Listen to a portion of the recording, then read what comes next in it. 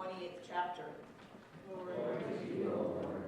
After the Sabbath, as the first day of the week was dawning, Mary Magdalene and the other Mary went to see the tomb. And suddenly there was a great earthquake, for an angel of the Lord, descending from heaven, came and rolled back the stone and sat on it. His appearance was like lightning, and his clothing white as snow. For fear of him, the guards shook and became like dead men. But the angel said to the women, "Do not be afraid. I know that you are looking for Jesus who was crucified. He is not here, for he has been raised, as he said. Come, see the place where he lay. Then go quickly and tell his disciples, he has been raised from the dead and indeed is going ahead of you to Galilee. There you will see him. This is my message for you." So the women left the tomb quickly and with fear and great joy and ran to tell his disciples. Suddenly Jesus met them and said, "Greetings." And they came to him, took hold of his feet and worshipped him.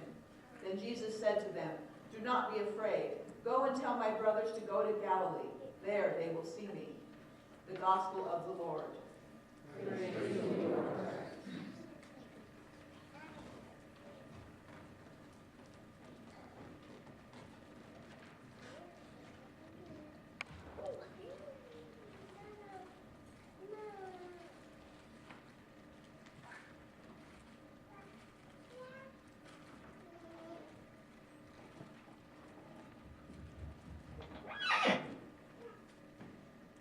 You may be seated.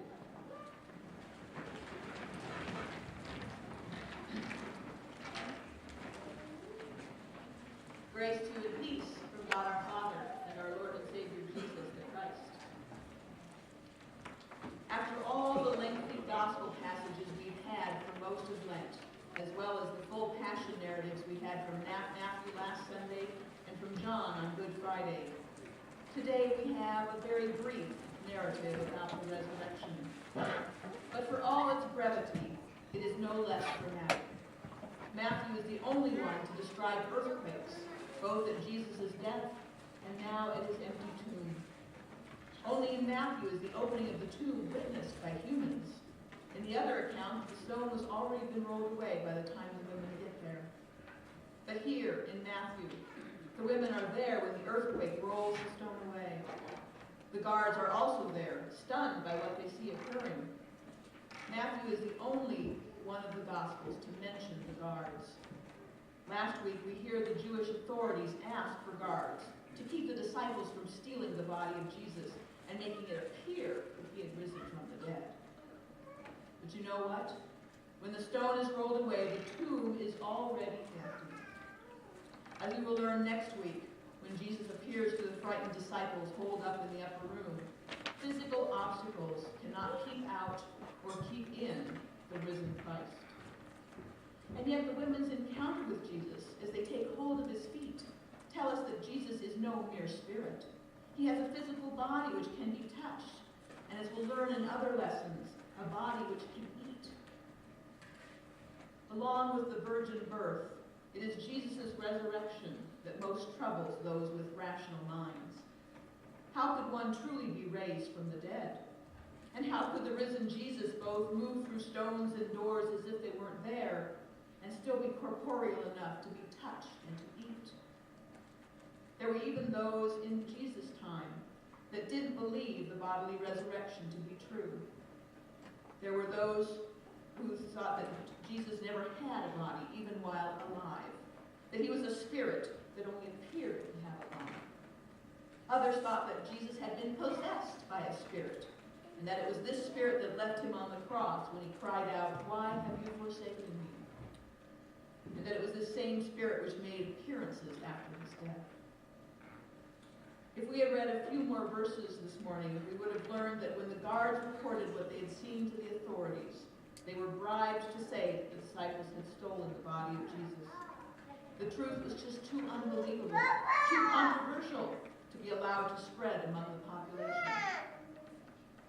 It may be hard for us as well to understand and to believe, especially since we weren't there. We didn't actually see the risen Christ. And yet, there is much about these accounts which compel us to believe. There are differences in the accounts of the four Gospels. As already mentioned, some describe the stone as already rolled away when the women arrived. Some accounts have angels or heavenly figures. Some have the risen Christ there on the scene. Others have him appearing later, or not at all. Some accounts describe multiple appearances. If this had been a conspiracy by the disciples or by others, wouldn't they have gotten their stories straight first? And then there's those first witnesses. All of the gospel accounts have women as the first on the scene. The first to see the empty tomb, and in some cases, such as our reading this morning, the first to see the risen Christ. But did you know that in Jesus' time, women were not considered valid enough witnesses to testify in legal proceedings? So if this had been a conspiracy, wouldn't the first people on the scene have been more socially acceptable witnesses? Maybe Peter or James and John? But instead, we have women.